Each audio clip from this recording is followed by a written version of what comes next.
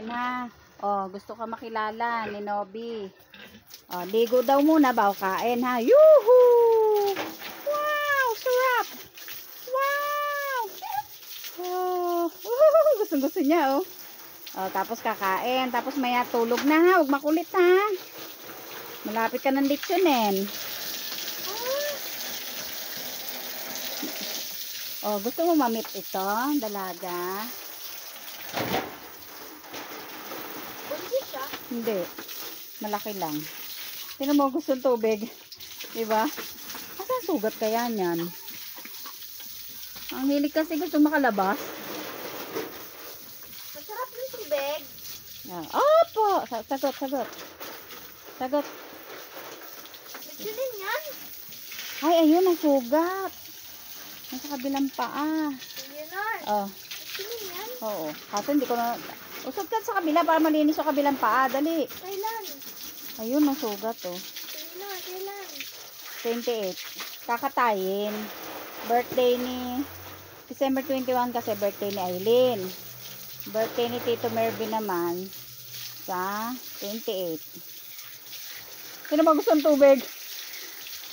Yeah. Gusto ng tubig eh. Aray! Huwag ka na magwawala ha. Pakainin kita ha. Gusto niya ligo. Pasok ka, Nobby. Nobby, pasok ka. Paliguan kita. Tapos na ako maligo eh. Linisin natin ilong mo. Ay, ano.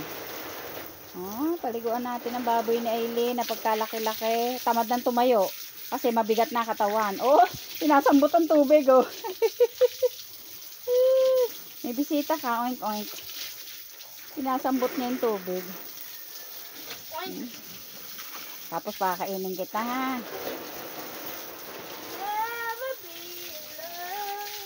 Ay, Diyos ko po. Pamusirain lang yung kulungan. Pag nakawala ka, hindi kita mahuhuli.